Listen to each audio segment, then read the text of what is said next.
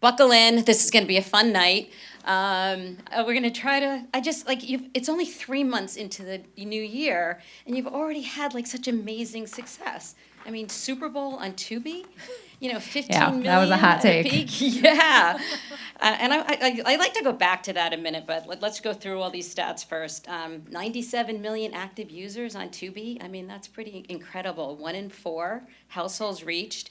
And you personally be included in CNBC Top 50 Changemakers. That's incredible. So congratulations.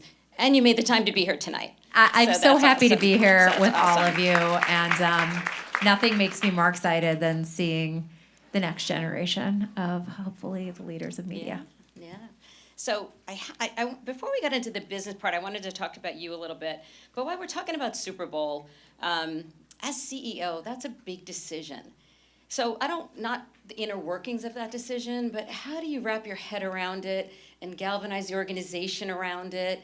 Because that's a big lift, right? Yeah, I think, so the Super Bowl streaming on Tubi was sort of a first in the industry and for free ad-supported television, and it was a big deal for our parent company, Fox, and it sort of came with a lot of risks.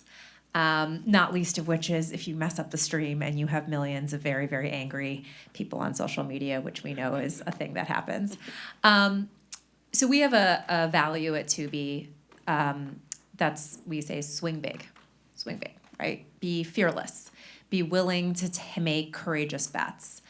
And it's really easy to put that on a little value plaque, but it's really hard to live it in real life. And I can tell you through the preparation process, listen, it was 3 hours before the Super Bowl, and I couldn't tell you that there wasn't a real risk that we might not pull it off. But what I can tell you is that we prepared like hell. We did every single thing and more that you could do. We prioritized audience and viewer experience. We worked. We put in the hours. And I think when you're trying to take swings and there is an element of like, you got to believe that you kind of left it all on the dance floor. Right. Otherwise, it's too scary. Yeah. And so I'd say that really carried us, was just like knowing that we really did. We saw this as an opportunity. You got to take your shot. When someone offers you the Super Bowl, you take it. Right? Like no one says like, no thanks. But you also have to be really clear-eyed that there's risks. There are things you're not good at. There are things that aren't in your DNA. You have to reach out to partners. You have to be intellectually honest about what you need to do better. And you got to push for that. And I think we did that. And I'm really proud of how the team came together and they did swing big, and we crushed it, and it was amazing. But I can also say, I can say this, like, if we hadn't, I would have still slept well knowing that we did everything we could. That's great. No, I mean, I don't think what this audience realizes is that most CEOs make thousands of decisions a day and nobody reports on it. But in media, you're under such a microscope that everything you do is reported in the press. So it's a little more stressful than just I'm like... not gonna lie, I was super stressed. Yeah. I was at the game, and I had on my phone, I had like a dashboard, a real-time dashboard, and I could just refresh it every 5 seconds and see the live concurrent viewers. That's awesome. Who are watching. And you're at 3, you're at 5, and I'm like, how's the tech going? There's like a pager, comes to call me if like the site breaks, and it's 10 million, 15 million, and you're just watching it happen. And I was like, I was absolutely stressed. Right, it's stressful. Right. That's great, though. Congratulations. That's awesome. So let's talk a little bit about you. I mean, we're going to talk about streaming and Tubi, but I mean, tell us about your journey. Like, what led you to where you are today, and what did you, like, college, grad school, what was your thinking there? And you had just done an interview with the social media team. You talked about following your passion. That's an amazing message. But how do you find your passion? So I know there's lots of questions there, but take it as you. I'd say I had a really windy career path. I was a bit of an odd duck when I was a kid. Like, I definitely I imagined that I could be like a business leader. Like, I didn't really know what that meant, but I like wanted to do something. And I think I would say like I was ambitious. Like, I worked really hard. I was interested in lots of things, But I did everything. I mean, I was an investment banker out of college. By the way, I got rejected from every investment bank you've heard of, and I worked for like a startup investment bank as their first analyst. I sold diapers online. I was a toy buyer. I'd go to the Javits Center and like do purchase orders. I tried a lot of different things, and in my 20s, I felt really lost. Like I was kind of like, why? Like I studied finance. I studied like, what am I doing? I'm not really sure. And I look back now and I realize the one thing that I was learning. I had a diversity of experiences, and I was passionate. Like I had energy, and I showed up every day, and I was so into it. And I do think that if you can find the thing that gives you passion and drives you, and you can be consistent, right? It's that consistency. Like no one ever has like an amazing career overnight. Right. You got a lot of things have to go your way. You know, there's a lot, all that stuff. But I was passionate, and so whenever, I would knock on doors, and when they closed, and there were plenty that closed, it just didn't deter me. It made me hungrier. And then what happens eventually is like some doors open, right? And I do think I was the benefit of some really lucky moments, but I also, a friend told me this. People always ask me how I became the CEO of Vimeo at 33. I was promoted internally. I had never had a job like that. And I always am like, oh, I got kind of lucky. And a friend said this to me, like, you also put yourself in a position to be lucky. Yeah. So I think it's about putting yourself in a position to be lucky by, kind of just being willing to try things and bet on yourself and bring that energy and passion. I can tell you now, as a leader who hires people, I will always bet on someone who's willing to bet on themselves. And it is actually remarkably hard to find people, especially as you get more senior, and I'm sure it's harder because people don't want to take risks. They don't want to. And so when someone shows up and wants to do that, I think, most leaders are like, yeah, I want that person on my team. Interesting. So I think our audience thinks that you're a CEO. You thought you were a CEO like getting out of high school, like, and it's like you just prepared yourself for that, but like you're describing a completely different journey. But you must have had this in mind, right? Like you're striving, you were, so like what actions did you take to kind of pivot to get you to that level? Because that's a different, So I would say there were some very strategic decisions that I made, and one is becoming an investment banker out of school. And I say that, I'm not suggesting you should all go be investment bankers, but the reason I did that was because I wanted to be fluent in finance. I wanted to not be intimidated by the concept of a P&L and numbers, because I did recognize that if you want to run a company or a business, it's language you have to be fluent in. And so I was quite specific about, for a couple years, really wanting to immerse myself in that world, even though I didn't see myself as doing it forever. And if I think back, I also tried to find different roles, so marketing or merchandising or ops, and tried to take the same approach, which is like, how can I learn enough to be fluent? But also like never really deeply specializing in anything, because I was trying to kind of get that broader view. And I mean, I'm not sure that that's the only way or should be the only way for people to become CEOs, but I will share that did help me a lot in my career. And I think as I got more opportunities, you sort of, it's very hard to find people who are both creative and are fluent in that language. And so having a skill set that is dimensional like that, and that does end up being something that distinguishes you when you're trying to move up. So I think it's like for each of you, when you think about what you want to do and you think about what you're really good at, like what are you not good at that you have to be good at to be able to do what you want to do? And you can find ways to sort of supplement and learn. But I was pretty intentional about that. That's interesting. And what I'm also hearing, which I think is a great lesson for our audience, is that I always hear, especially coming out of school, might be my first job? Just take a job, right? It's almost like you can't do wrong. You can't go wrong, right? It's just new experience, and that's the only way you're going to learn where your passion lies, what you're good at, right? And you start building this house of your skill set, correct? I totally agree, and I even I think I was definitely a victim of like optics and narratives, right? Where it's like, oh, but I went to this school, so I need to make sure I get this job at this company. And like, okay, but it's this, like, I'm not at this level. And, you kind of worry a lot about that. And I have to say, when I think back, it was never about, like, the best learning experiences, the ones that really accelerated my career, were always the things that, it was just that I got opportunities to learn. And someone said this to me once too, which is like, get on the right train. Don't worry about being on a car in the front. Like, just get on the right train. If you're on the wrong train, it doesn't matter if you move all the way to the front. You're on the wrong train. You're going the wrong way. But if you get on the right train, and even if you got to start at the back, at least know now when you're moving forward, you're getting to the destination.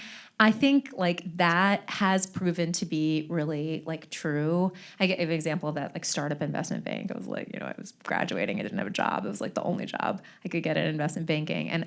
And like, it turns out that when you're the only analyst, you get to do a bunch of stuff that you have no business doing.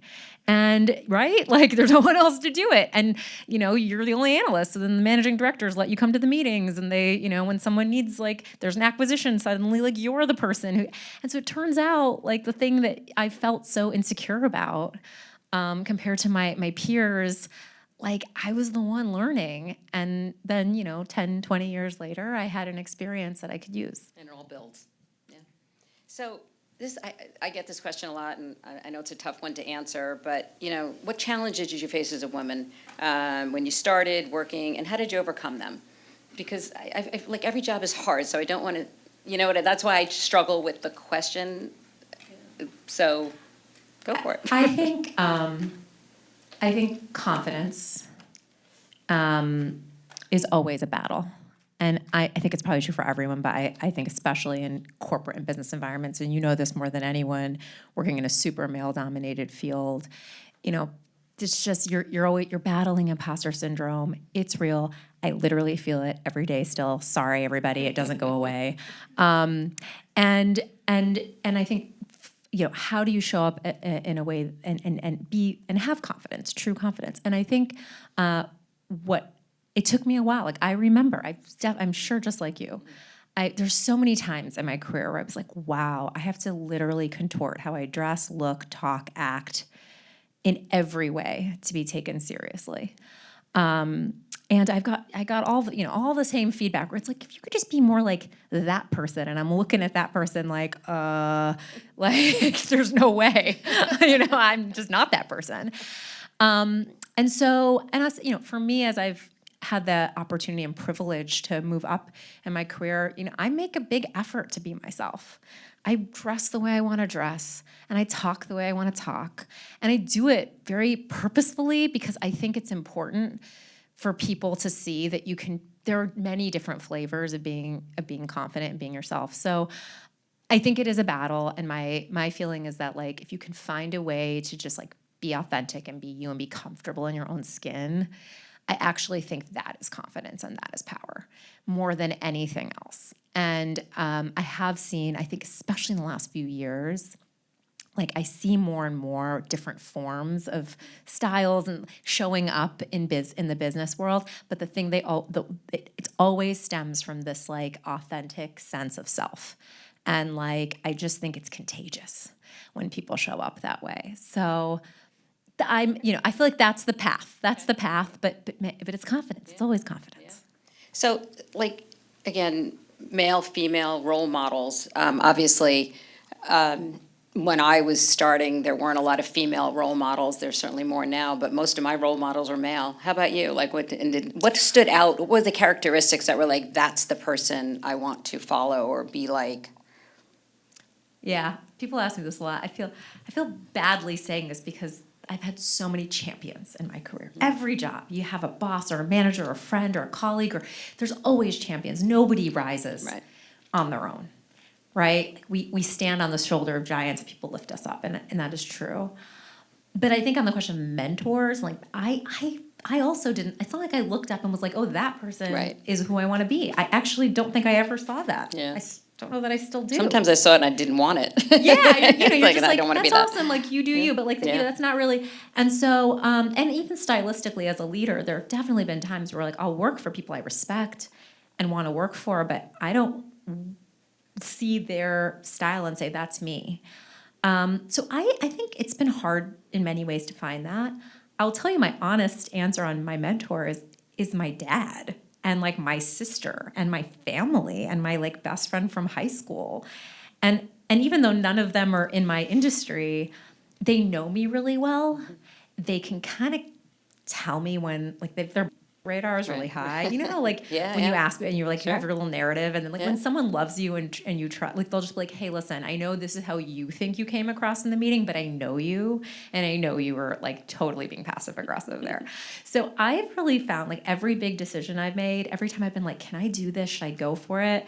It's usually the people who know me best and who love me, who have guided me in like the most pivotal parts of my career. And so, you know, whether that's your friends or your colleagues, like I think it's important to find people who like really understand who you are, what your motivators are, and your weaknesses, and who are willing to be honest with you, and be a mirror, like a true mirror, which I think is, you know, sometimes it requires Yeah. that you have a blood relationship with them. So women are still underrepresented in the C-suite. What advice do you have for our audience on how you navigate in your current role? You know, I'd say if I think about every time that I've been able to break through a ceiling, a glass ceiling, or just, you know, kind of get through and accelerate my career, the one common theme is that it's always been through the lens of a business opportunity and like something that makes a business better. And I say that because it's just like there's a reality to the world that is just like at the end of the day, if you can show that you're going to make a business better and you're going to help achieve success, people will give you opportunities. And because people don't do that out of the goodness of their heart, you know, there's an incentive system, and we're a capitalist society, and like that's kind of that's the stuff that breaks through. And so I say that because like I think that when you can tie and align your own personal ambitions and incentives and dreams with what is good for the business, that's when the magic happens. That's when you break through, because now it's not you're not creating a tension of like, I want this, but the business wants this. You're really making it sort of this very like easy thing. And so I've always just tried, like I've been fiercely ambitious. I mean, I was like that pain in the, you know, intern being like, hey, like, you know, can I get that? And, you know, I was like, no, stay, like, why maybe work here for more than 2 weeks and learn something? I was that person. But I also think that what I learned was how to take the things that I was excited about and passionate about and ambitious about and translate it into how can I help my boss and my boss's boss and my boss's boss? How can I build a great business? How can I make me and my whole team wildly successful? And when you frame things that way and when you show up that way, I think you'll find more doors open and there's more yeses than nos. And so that's, you know, that's always the advice I give. That's right. Is like, and by the way, if you're like, no, I'm really passionate about this thing and it actually doesn't help the business at all and there's no through line, like just go somewhere else where your passion is aligned with that success, and you'll be much happier and more successful. So what's your leadership styles of rising the organization? So you talk about your challenges. Now, how do you get everyone to follow, you know, how do you bring the organization up as a leader? What's your style?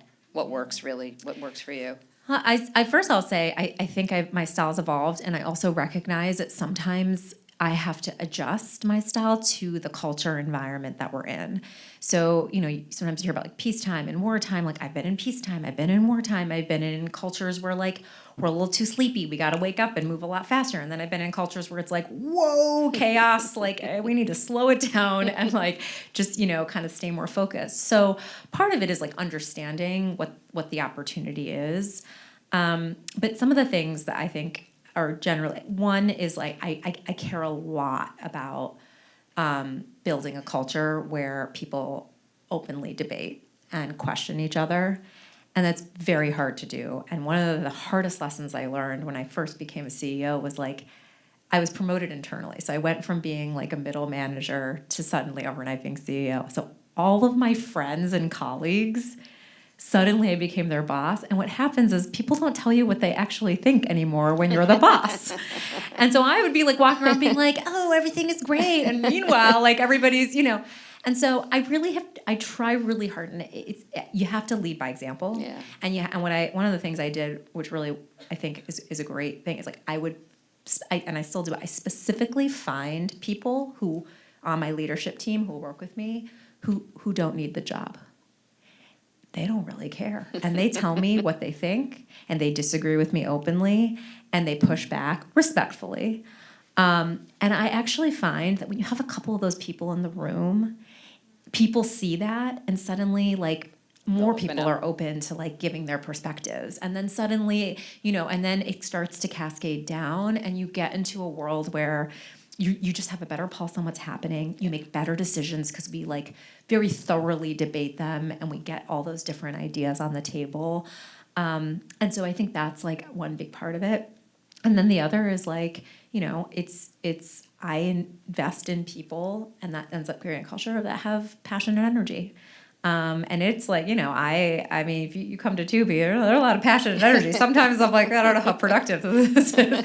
But I love that, because I just think, like, again, when you really care, like, I just, sometimes that matters more than the tangible I think skill people set. see that, and then they grab it, Yeah, I mean, part of it is like, I'm also just, this is who I am. Yeah, I can't they feel it. I can't not show up this right. way. And so I think it just tends to bring in more people like that. Yeah, and I think when people are asked and you listen to them, whether you take the advice or not, at least you're listening and you don't have to follow what that person said, but just rounding it out to make the bigger decision. I think people feel like they have a seat at the table.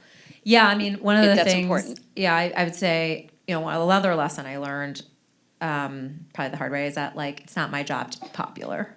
It's my job to make the decisions, and often the hard decisions, and say no when no one else wants to, or right, that's my job.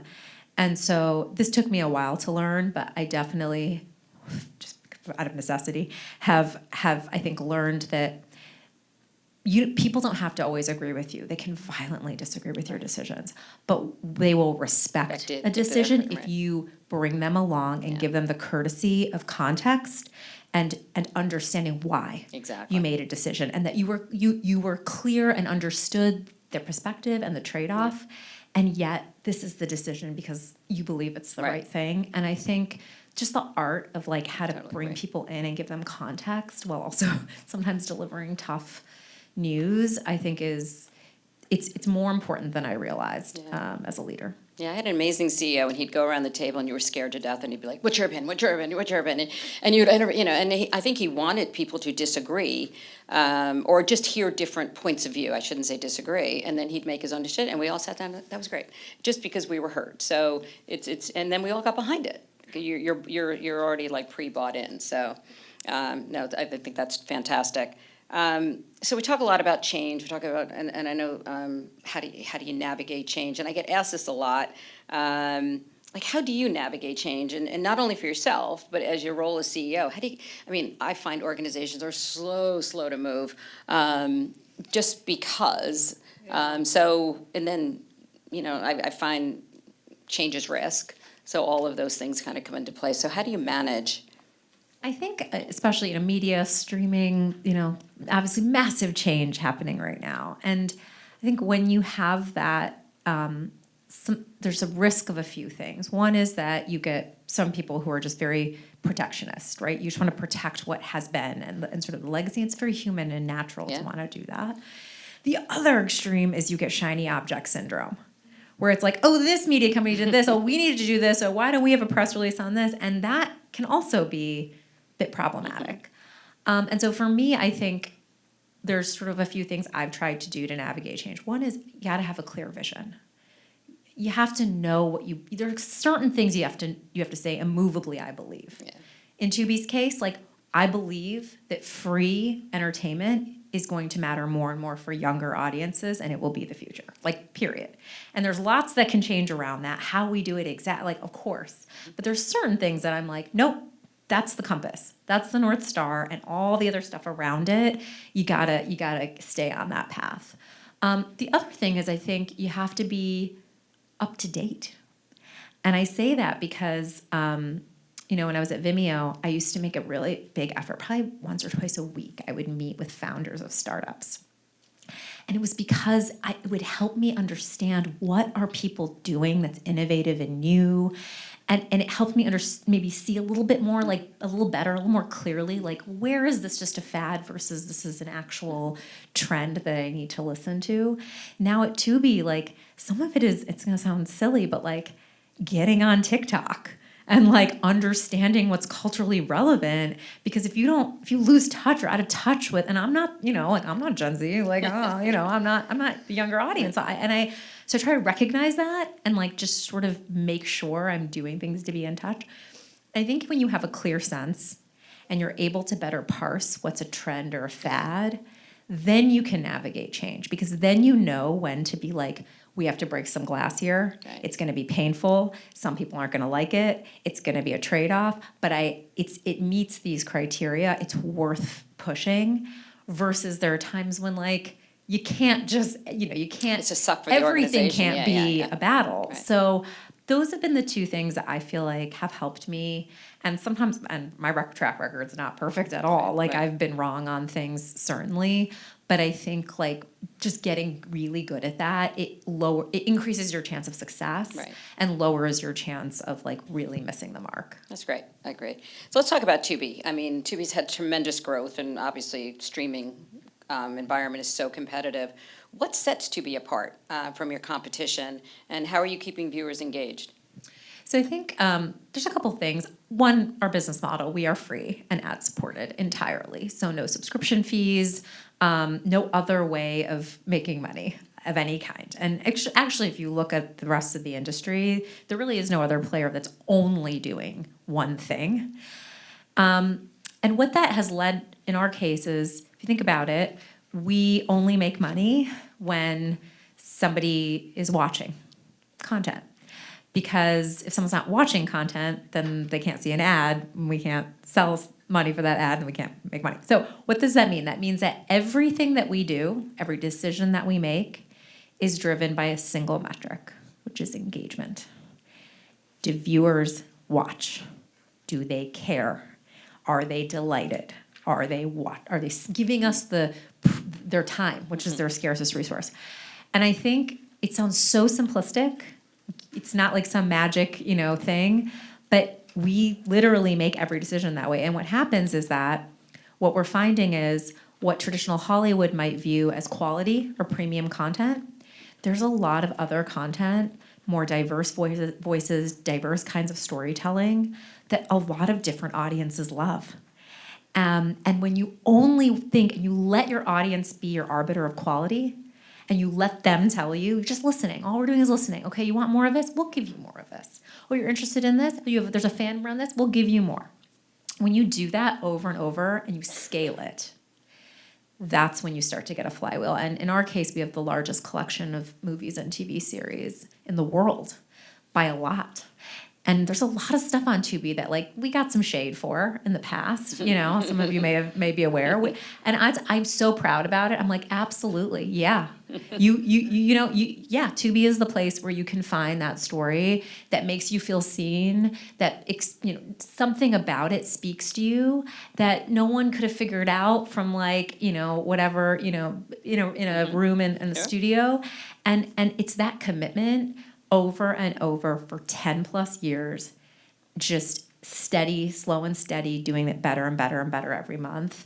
I really and understanding your audience, correct? And I say, and getting that we say feedback. we're breaking the monoculture. Right. We're the insight is recognizing that we no longer live in a world where all of us tune in at 8:00 to one show, and it's one show that speaks to all of us. We live in an on-demand world where it's the exact opposite. And so you should be able to find content that speaks to you. And now we're getting to a place where like content creation and like the ability to make content is just going to get more democratized. And so I think Tubi is the platform for like that diversity of storytelling and that democratization of storytelling in that sort of, high production way. And I think it's really that simple. It's just putting the viewer first. Good. So obviously Super Bowl. Does sports play a major role in Tubi's future? And possibly streaming in general, because it seems like every streaming platform has now made an investment with either NFL or soccer or other. It does. I mean, I'll tell you. So why? Why is Right. sports so big? It's very simple. Because audiences are extremely fragmented, Yeah. and sports cultural moments like the Super Bowl are there are very few instances where you can get that many people to come and tune in at the same time now. Most it has to be an event like that. Right. And so I think because we are in an attention economy, yes, sports will continue to be very, very valuable. The truth is, in Tubi's case, like most sports, is way too expensive for us. we can't afford to invest in sports the same way others do. But just like we always have, like we listen to our audience, we'll find ways to do things differently. So in our case, you'll see us do more around sports culture, stories of athletes, commentary from younger influencers. Like, how do we help play a role in what's interesting around sports? A lot of younger audiences and fans are actually much more interested sometimes in the stories behind athletes and kind of some of the cultural moments versus the actual game. So we kind of take that approach. And I mean, there are times, we had the Super Bowl, there are places where we will do live sports, but I don't think you have to. And again, I think if in our world, we are not focused on those tent poles. We want to be sort of providing that rich diversity of storytelling. So we're very excited about the role we can play there. What are you most excited about Tubi's future? I'm sure 1,000 things, but. So it's like such a buzzwords to say, but creator economy. I spent 10 years at Vimeo trying to help creators make it more easy for them to create and produce their content and find an audience. And YouTube continues to take the most share of voice among streaming. And I think we're getting to a place in the next couple of years where you're just going to see, again, more democratization, more creators, more voices, and they need a platform to get eyeballs. They need a distribution. And I feel like Tubi is so perfectly, because of our model and what we do and what we've always done, I just think we're so well suited to help platform so many more stories and voices and help every story find its audience. And so we've already launched some things. We launched the first fan-fueled studio in streaming. It's called Stubios, where anyone can pitch their idea for a green light, and we'll green light it based on fan feedback. And that's just the first step. I think you'll see hopefully more from us in the coming couple years. I'm sure we won't get it right out of the gate, but we're going to figure it out. And I'm just really excited for what that can do for both creators and audiences. That's great. Okay, I'm going to pivot a little bit. I'm going to try to ask some questions that I think our audience will ask. What advice do you have for young men and women in our audience who want to take their careers on the leadership track? Get in the game. Get in the game. Like, I think someone asked me earlier, people always ask me, what book did you read that helped you be a better leader? What podcast did you listen to?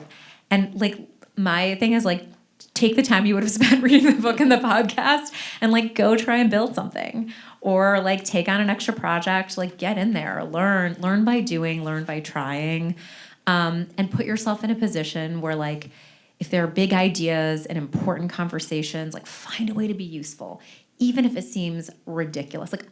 I remember pulling all-nighters. We literally used to have these pitch decks that were printed and they had to be bound. And I would just sit there and punch the holes, and I'd be like, why did I go to Wharton for this? Why am I here? But you know what? I was in the room when the big deal was getting done. And so I just say get in the game. Yeah. And don't waste your precious, precious time and energy with anxiety about whether you're doing the right thing or you're on the right, just get in there and be nimble and agile. I would say agility is a strength. Be agile. Learn, experience, see what's working, and then move. I think that's the advice I'd give. So what qualities do you look for when you hire a new candidate? What would make our students stand out and be the best versions of themselves? Curiosity. People that ask questions and want to find the truth. Intellectual honesty. People who are not afraid to say, this worked, this didn't work, that failed. And then passion and energy. Great. So most workforces are still hybrid. or lots of meetings are taking place over Zoom, whether you're in the office or not. How does a young person navigate that? Because that's a completely different world than we grew up in. How do they make the relationships? How do they pull all-nighters? Because that's where I think I learned the most, to be honest with you, right? Yeah. It was when, everybody was just digging in on a project. So how does our audience navigate this new world? Yeah, it's such a good question. I've wrestled with this a lot, and I should say, fair warning, both Tubi and Vimeo were hybrid. So we had plenty of people working all around remote. And I've always believed there's lots of different ways to work, and that there isn't one way. At the same time, I think about this a lot. Yeah.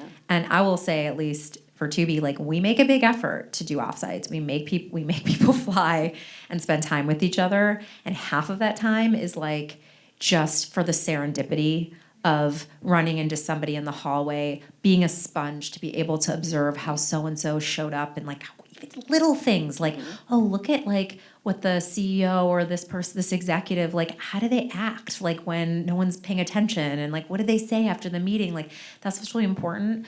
I also would say, like, however you do this, do not underestimate the power of real relationships, not transactional relationships, real relationships. So yeah, when we do offsites, I'm like, is there enough time where everybody's hanging out and just having fun? Yeah. And it might sound a little bit like, oh, we should be working. And it's like, no, one of the best ways to build high-performing teams is trust.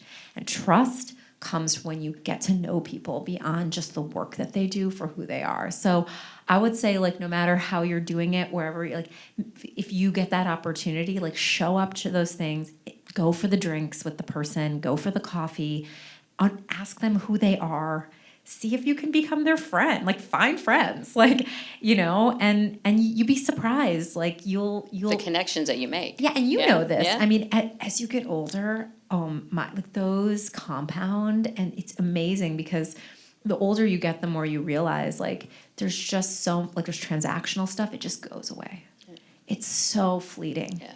It's like negative value. But the relationships where it's like there's something deeper, they end up coming back in ways that you will, like, so delightfully surprise you. And I've had so many, like, my biggest career opportunities as you get older, it's because somebody you knew 10 years ago, thought of you. So know that when you're actually hanging out and, like, vibing with somebody and, like, actually connecting with them, you're probably helping your career. All right, so what would a panel or a discussion be without AI? Just a little bit, right? And I, as I was preparing for this, I read something that what we're doing now is not AI, right? ChatGPT and all that stuff is not really AI, but that's sort of what's in front of us, right? So how do you look at AI in terms of Tubi and your current role, but then how would you advise our audience, like, what's going to change very soon in their skill set or how they approach their jobs with this new technology? Yeah, I mean, obviously it's an incredibly transformative technology and one that comes with huge opportunity as well as risk. I would give the same advice. I give you all the example of, like, investment banker Anjali trying to learn to be fluent in finance. Like, you should learn enough. Use the tools. You don't have to be an expert, but, like, use them enough to, like, understand, sort of know enough to be dangerous, right? Like, that's probably smart to do in the world of AI. Now, there's a couple of different ways you can do that, but I think probably the biggest for anyone in media is generative AI. And, like, I do think that you're going to see Gen AI play a bigger and bigger role in media. I think you're going to see content creation for sure. You're going to see it being used not to replace producing content, but dramatically accelerating the speed and lowering the cost of what it takes. Like, you think about animated content. Like, you're going to see whole categories where it will suddenly become much more democratized. So I think we're going to see that. I think advertisers are going to start using Gen AI to make ads, and you're going to start seeing things like personalized ads, and same way you do on Instagram, it's going to show up on your TV screen. It won't happen overnight, but it will happen. And then, of course, like, just the productivity internally. Like, hopefully you're not going to have to do a lot of boring stuff that we had to do because ChatGPT will do it for you. And so, I think it's important to just be fluent and to try things and to know enough that, like, you're able to seize on opportunities. You don't have to be the first. You don't have to be the biggest expert, but don't let yourself become intimidated by this like thing on AI, because it's just going to be harder over time, because I don't think that's going to go away. That one's not a fad. Right. That's squarely in the like trend, real trend, that you got to take seriously. Okay, so we have time, I think, for a few more before we go to the audience. Somebody, time check? We're good? 1 minute? Okay. So you're a busy professional. How do you make time for your life outside of work? So I think I might be a little crazy. But I'm a mother. I have 2 kids, a 6-year-old and a 2-year-old. I had both my kids while I was CEO of Vimeo. So I did everything from maternity leave to earnings calls while I was pregnant to just all the things. And I think I'm a pretty good friend. I have a small group of friends, and it gets smaller, as the years go on, because there's the few people that you really can invest time in. And other than that, and work. Is there like a passion? Is things there I'm like a skiing passion or a running passion? Other than what I just said, I sleep. And this is people think this is really odd. I get 8 to 9 hours of sleep a night and have for the last 15 years. And so, when I would do like the day of the life of the CEO, and it's like, they woke up at 5 a.m. and then they like worked out and then they made a shake. I'm like, yeah, I'm still sleeping, still sleeping. And I'm not saying I think sleep is important. Everyone should sleep. But for me, it's just like, my thing is I show up with energy. And if I wake up and I don't have energy, I'm not myself. I'm not the best version. And so I think it's just like find the things that, you get so, it's like, oh, but I'm not doing the ski trip. Or, oh my gosh, I didn't listen to the podcast. Or like, oh my gosh, I didn't. And like, I just sort of stopped letting that impact me. And I've just, every year I get more and more choiceful. Everything is a trade-off. Let's not pretend it isn't. The idea of balance, like perfect balance, is silly. You got to make trade-offs. Right. And so like pick the stuff that really matters, and like the rest isn't going to, be comfortable that you're not doing it all, and you're not bad. It's like, you let some balls drop. It'll be fine. Just drop the right ones and hold on to the right ones. And then finally, what would you tell your 20-year-old self?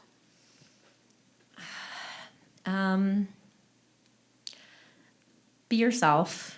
And if you do that consistently enough over time, good things will happen. That's great. Because I did not feel that way when I was younger. I'm sure. Great, thank you.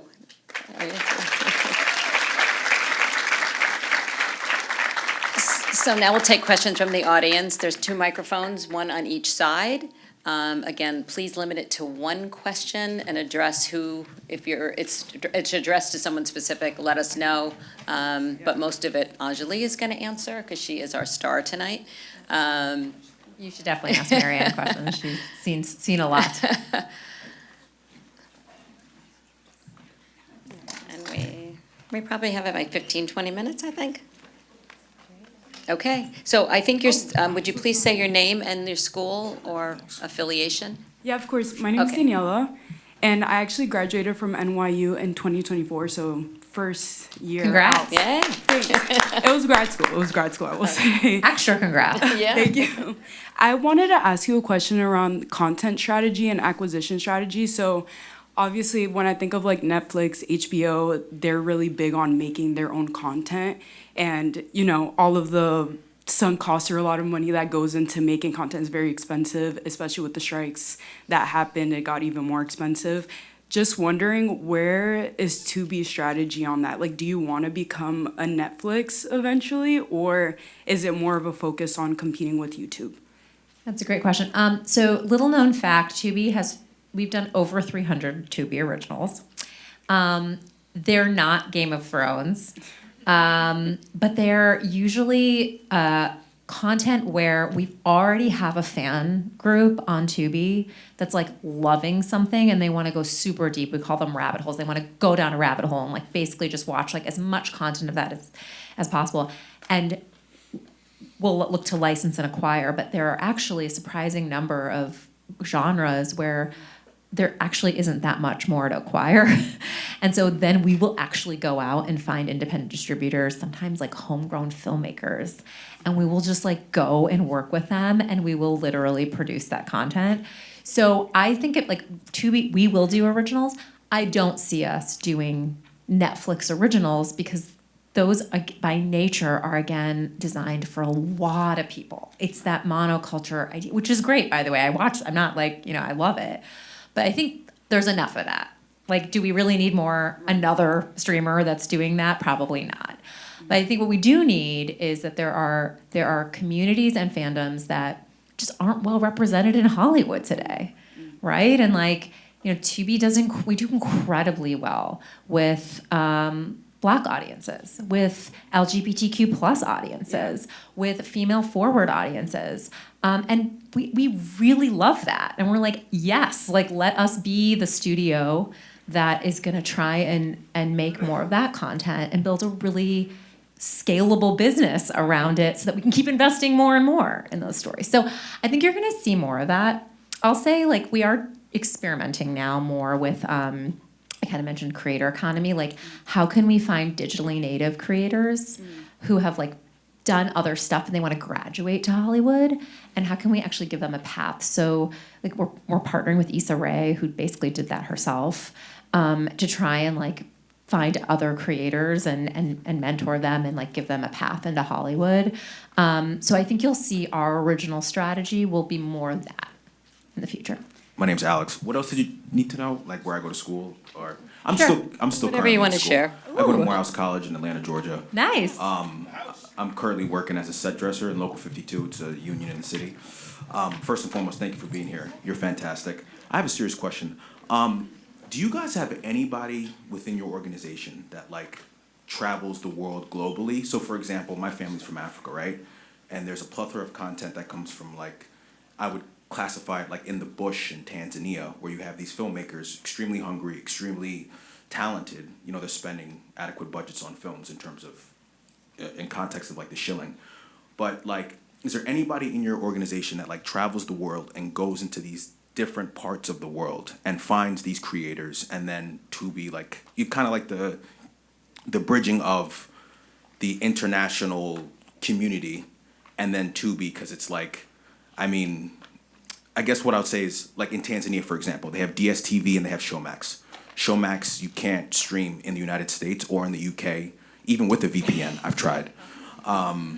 So it's like, and then if they get rejected by DSTV or Showmax within their own country, then they kind of just have to put the movie or the TV show on the shelf, right? Where it's like Tubi can pick it up, they can garner an audience, and then that also creates like a feedback loop of good filmmaking, and then like you said, the creator economy in an impoverished country, and that empowers like a whole lot of people. So I love it. I said a lot. I'm sorry, but no, yeah.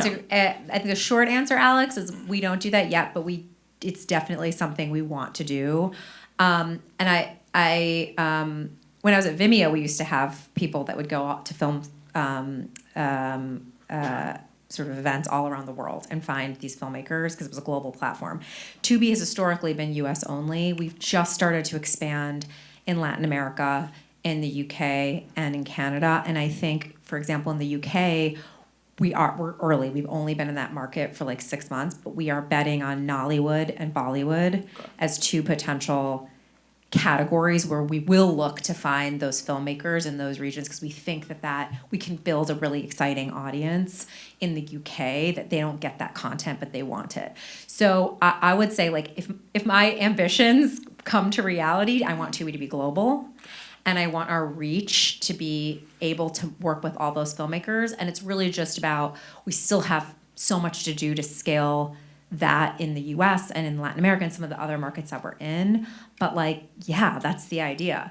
And I will make sure to call you, because I see your passion on this. Absolutely. The day that we're able to start doing that in some of those areas, I think it's very much in line with where we want to go. Gotcha. Thank you so much.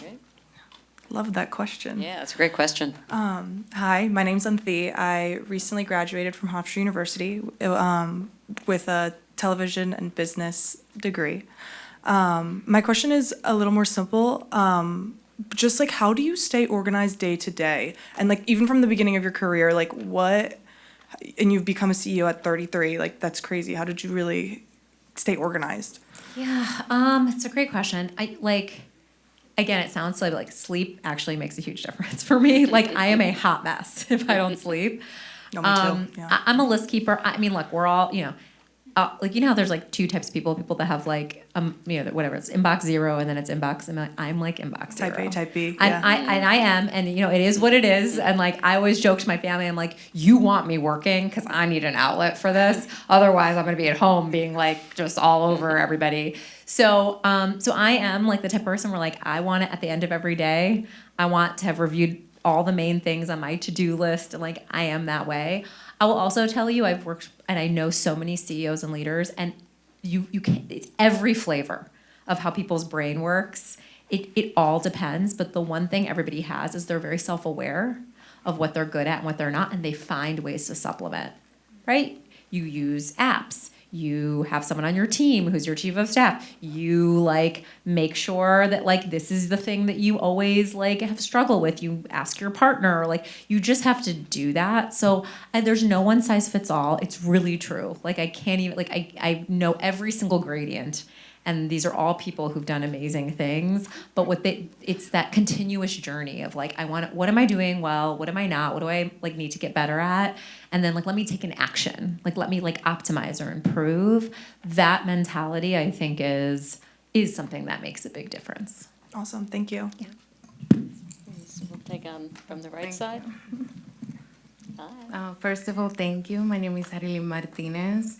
I'm actually right now at City College, and I'm doing an incubator program about building a platform to have Latinx films to teach the students. We're going to start in New York, and of course, we will also want to go global. Thank you so much for making time for us. And I definitely want to connect. I developed the Latino film market for over 9 years. We have a database with a lot of filmmakers dying to connect. So if you have some time, I would love to exchange contact. We are in an opportunity to be meeting, to pitch our idea, for example, for the Department of Education from here, from New York. When you go to those pitch, we don't want to be like an hour, 2 hours. Like, how do you prepare yourself for those speech that you want to nail it? Is it an hour, 30 minutes? How is like the pitch deck? Is it one pager okay? Like, what recommendation will you give me? And thank you again. Very exciting. I mean, keep it tight, keep it short. Listen, like you all know, we all have the attention spans of less than a goldfish. So like, why would we ever like? I would say it this way: whatever you put together, imagine someone's pitching it to you, and if your mind starts to wander, try again. Okay. And I what I always like is like the short, visual, and then passion, and make sure however you, say what you want to say, like have that passion. I will say one tactic, I learned this, I used to work at Amazon. And one of the things that I think I took from that experience that's helped me a lot is they have this thing called FAQs, where before any meeting, you would force yourself to write, if you just read this or saw this, what are the top questions you would have? And then force you to actually draft those questions and write the answers in advance. And what I found is when I would do that, what you would actually do is be like, oh, actually, why am I waiting for this FAQ? I should just hit this up front. This is the obvious question someone's going to ask. This is the tension point. This is the thing that doesn't make sense.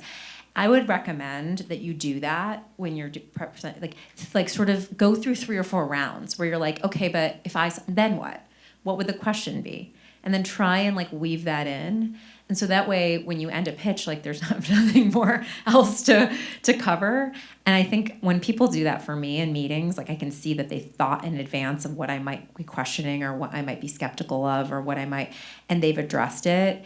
There's something about that is like extremely, like you're just like, yes, that's awesome. So that's One thing I would add is always, what is the ask?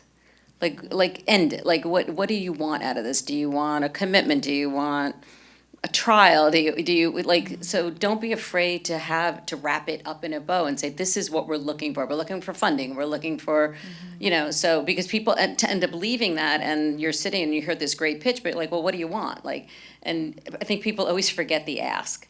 So This Thank you. woman is like the Like, ultimate just go for the closer. ask. I need Just so both everybody mentors understands, right she now. has closed a lot. A lot of people have given her a lot of money, so you should listen to them. I would listen to pitch after pitch, and I'd Thank be like, you. well, what do you want? And they'd be like, oh, like, I'm supposed to ask. Well, yeah, like, ask. Like, you've gone through all this trouble. It might be pie in the sky, and you might be like, oh, I know this is crazy, but this is what we're thinking, or this is the minimum because we can't do this without. So make sure you always add that element, because I feel like people leave meetings open-ended, and then nobody follows up, and it's just easy to ignore if there's not a specific ask and then follow up. All right. Thank you. Good luck. Hi, Jordan St. James, indie filmmaker, and I loved what you had to say about like democratizing and everything, and focusing on the like sub genres that people are very interested in and the diverse voices. And I know, especially in the indie film circles right now, even independent distribution and like hybrid distribution, like anyone that's really serious mentions Tubi as like one of their top streaming choices. And so I was curious, obviously your POV on that, especially once you said coming with the audience. A lot of us now are thinking, how do we create pre-series around the film before you make the film to show that there's an audience want for it, and then thinking about the marketing and then just everything. So I'm curious, how would independent filmmakers stay competitive and be able to come with an idea that seems like it's a world that people would be able to believe in for streaming Yeah. platforms? Such a good question. So I spent 10 years at Vimeo helping creators, and the thing is, what I realized is like we could help storytellers so much tell their stories, but unless we could give them an audience, it just like that was the thing that they need. They don't need more creativity; they need an audience. And I think, and it is hard because it's a delicate. It's like a marketplace. You have to kind of make sure that you want as many stories, but you have to be able to supply the audience that nurtures and feeds those stories. So I think.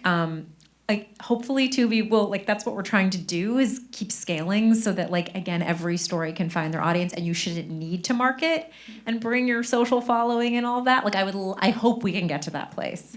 However, it is absolutely true that today, if you want to de-risk or increase your chances of getting getting support, like yeah, if you can demonstrate that there's an audience, that's great. The other thing you can do, like a lot of platforms, including Tubi, will do, they do revenue shares, or like it's sort of like, okay, you put your content on Tubi, and we'll just see how it does, and then you can try and find ways to drive audience as well. So I do think, unfortunately, like marketing and driving audience is something that is an important part of a tool set. But also, there's lots of examples of incredible stories from indie filmmakers that it's not like it was a meme on TikTok, or that like they had an audience and it still breaks through. So, I think it really depends on what you can do, I guess is what I'd say. And I think it's I don't like to tell I don't like the idea of like telling every indie filmmaker, go become really good at marketing, because like that's not the skill set of like the raw talent of what you're amazing at that no one else can do. So it might just be like, kind of finding platforms like Tubi. There are others. And a lot of times, like I would recommend like put your content in a lot of places, like you don't have to have an exclusive and original, like, get it out everywhere. Get it on social, get it on Tubi, get it on our competition, put it on Pluto, put it on Roku, like get it out there, and hopefully it'll resonate and it'll find that following, it'll get picked up and it'll go. And I think like, that's sort of the challenge, but also the opportunity. And then of course, if you can find somebody to sort of star in your film who happens to be a TikTok influencer with millions of views, that's probably going to help too. But like, I don't want to say you have to compromise your creative vision to do that. Yeah. Thank you.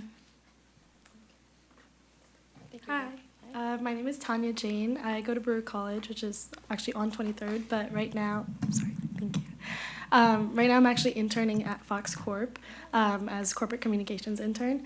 I guess I just wanted to know, one, like how Tubi, because it got bought by Fox in 2020, I believe, if I'm not wrong.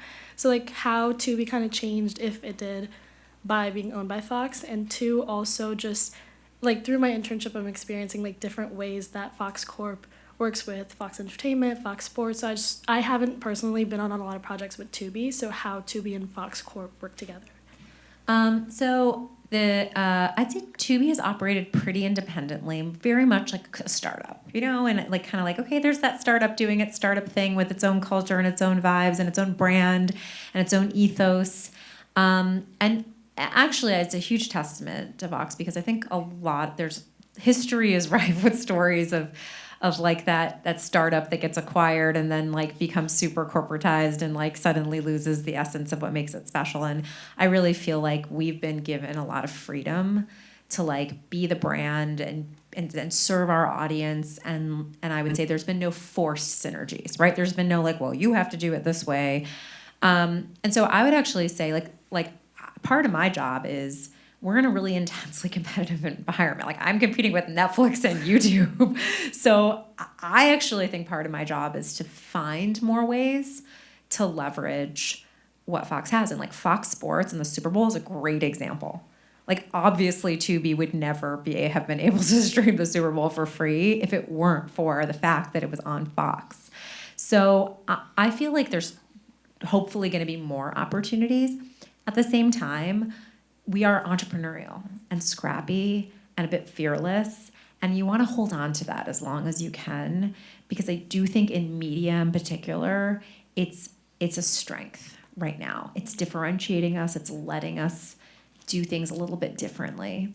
So, I don't know that you're going to see it feel totally different in the coming years, but I do think like there's huge opportunities with Fox Entertainment, with the studio. Like there's so much more that we ought to do together.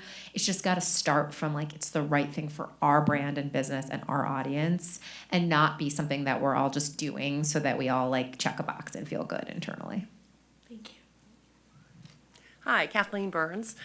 We produce and curate content in the paranormal space. We have documentaries and original series. Can we distribute directly to you, or do we have to go through a third-party distributor who takes a giant piece? You should be able to work directly with us. It may just be a matter of reaching the right person on the Tubi team, but we do. I mean, like I said, we work with big studios. We work with independent distributors. We work with literally individual filmmakers in Detroit, in Atlanta, and Austin. Like we will work with a lot of different folks. And in paranormal, I mean, like that is a genre that does do well on Tubi. I mean, most genres do, but like that is one where we've definitely seen some hits. So, yeah, I mean, you should just, the reality, here's the reality. The reality is that right now, there's just not a lot of people who are investing in that content the way Tubi is. So we do get inundated with, like, there's just so many creators and storytellers that are looking to have those relationships. So I would just say, like, be persistent and maybe be a little creative in your outreach, and you'd be surprised. But we want to be a platform that can take stories like that. And how do we go about finding the right person? I'm not going to give an email or a name right now, Okay. but if you just go on LinkedIn, you will find who on Tubi works in content, and you can find them. We're findable. Okay, great. Yeah. Thank you. Yeah. I'm just going to do a time check before. Yeah, we have about 10 minutes. Okay. So a few more questions? Go ahead. Yes, hi, my name is Tim. I'm actually not in the entertainment industry, but I'm very interested in it. That's why I came to hear you share your thoughts. So I wrote down my question, actually, says I wanted to, yeah. So you said that your position as an investment banker in a small startup really gave you the financial education you needed in order to understand the language of business, as you said, and to be a successful leader. So are there any specific resources and or steps that those of us who didn't have the opportunity to be an analyst take in order to broaden our financial knowledge and prepare us for our future leadership roles? Yeah. Well, first of all, the good news is there's like tons of stuff online now, like tons and tons and tons of stuff. And by the way, ChatGPT, just get on that. Now it's like amazing what you can learn. But I would say things you can do is like, and you don't need, take a little teeny bit of your bank account and invest. And read about investing, and you will quickly, as soon as you start thinking about stocks, you'll start reading about the stocks, and you'll start hearing all the lingo that investors use. And I will tell you, like, that can be extremely intimidating to a lot of people because it is a very specific kind of language.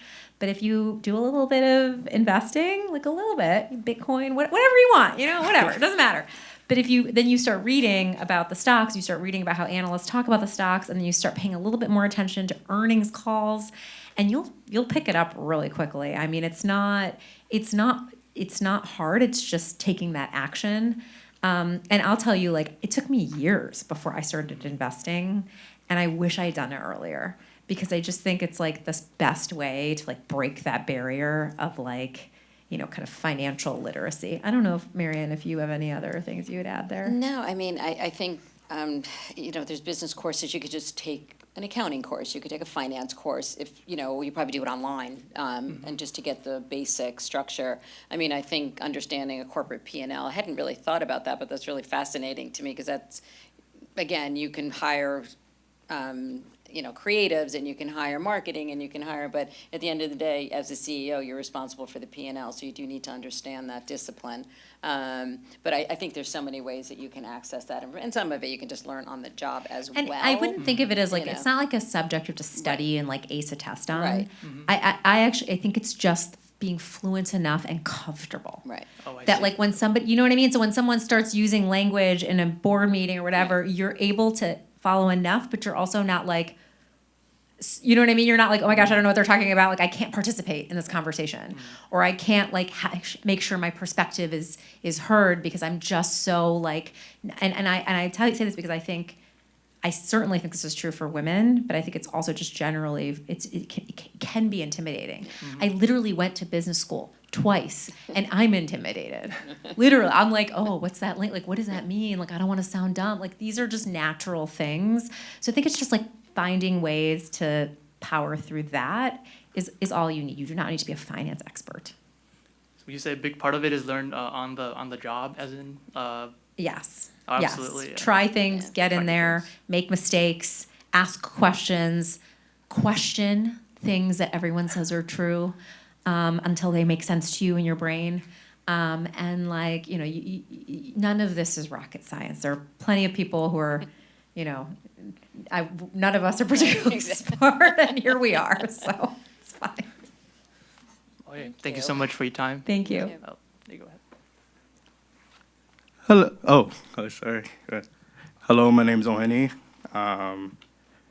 So my first question you already answered because I was gonna say, why are you now hiring more programmers or engineers? But it's because to increase engagement, so you'll be able to have specific content for the person. Bingo. So my next question was, being an ad-supported, service, are there any efforts to make advertisements as specific as the content? And if so, is that an initiative for Tubi or for the Fox Corporation? Great question. I think there's a huge opportunity to make ads just more useful, right? Like, one of the things that people don't know this about Tubi, Tubi started as an ad tech platform. We were not a streamer for consumers. We were an ad tech platform. And then over the years, we pivoted. And the reason that's so interesting is because within Tubi, I always say, like, for us, ads are a feature, not a bug. We don't think of ads as like a bad thing. We think of it as just like it's part of the content and the viewer experience. And our job is how do we make that feel delightful and useful? And I think there's a lot of work but you need to be able to like have enough different versions of an ad that you can dynamically personalize and optimize it. So I think there's a huge body of work there that's interesting. I will tell you, because we spent a lot of time thinking about this, the biggest bottleneck right now is actually creative.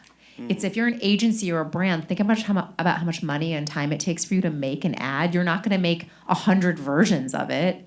That's just like not scalable or cost effective. And this is why I think generative AI can have a huge impact, because you can see a world where you use AI to take a certain ad campaign or creative and do 1,000 or so many different versions, and then it's up. This would be Tubi's job then to learn how to ingest that and then serve it to the right person the same way that we serve content to the right person. So I could go on this for a while. I won't. But I think it's a very innovative, future-facing area. It's going to take a little bit of time. We're not quite there yet, But I think it'll happen in the coming years. I mean, the Would whole you- industry's been working on, it's not just a Tubi problem, right? It's an audience relevant problem, and people tune out ads if it's not meaningful to them. So it's a waste of money. So marketers, this is top priority for them as AI gets more customer research or viewership research. You have to know your audience, right? And they have to tell the the facts have to be correct, and then there's a lot of technology that has to deliver that ad to the appropriate person.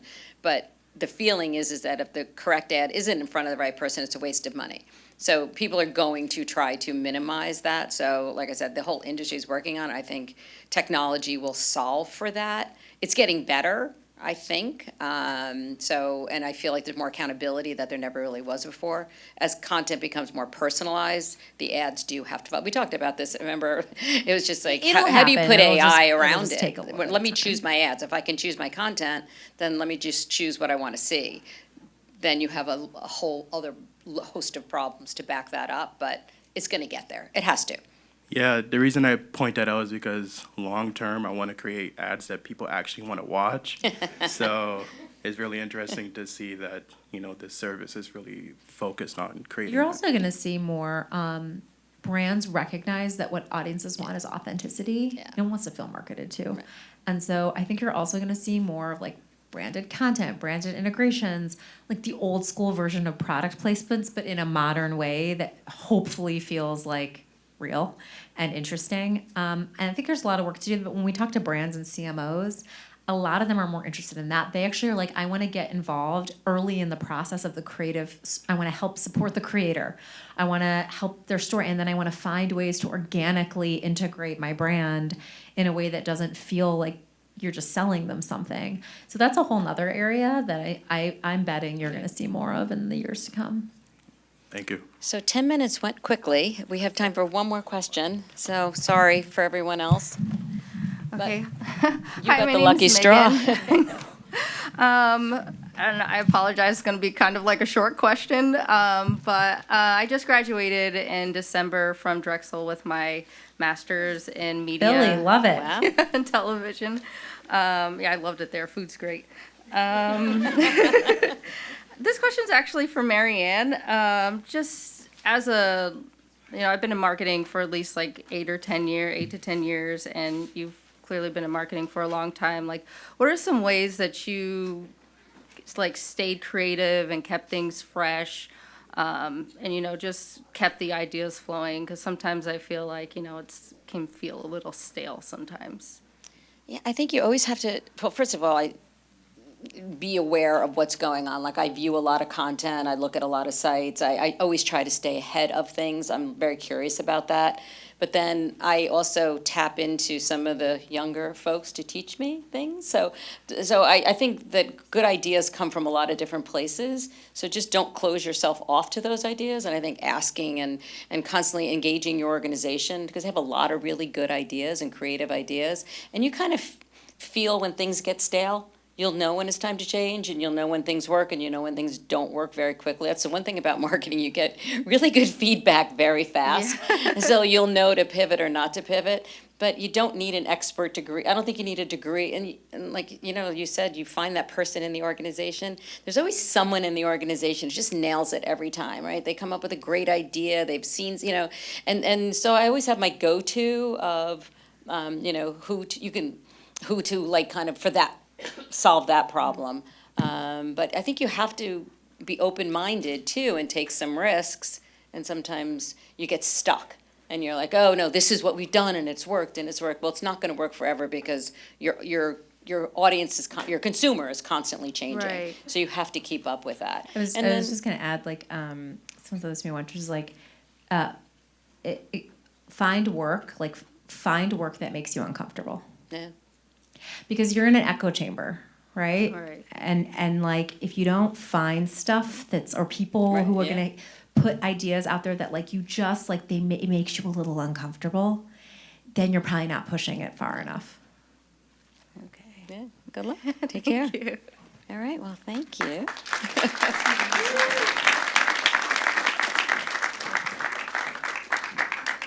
Well, let's give it up one more time for the amazing Anjali Sud and Marianne Gambelli. Thank you both Thank so you. much for being here. Guys, I cannot hear you. Let's give up them a big round of applause. Thank you for being here. Good luck to everybody. Thank you. Good luck. You You guys are are gonna be up amazing. here before long. Exactly. Good luck to all of you. Thank you guys, and we hope to see you our next panel. Don't forget, next Monday at the new school. And then we're gonna be back on April 10th. So thank you so much for coming, and make sure you check out that QR code to register for our events. Thank you, ladies.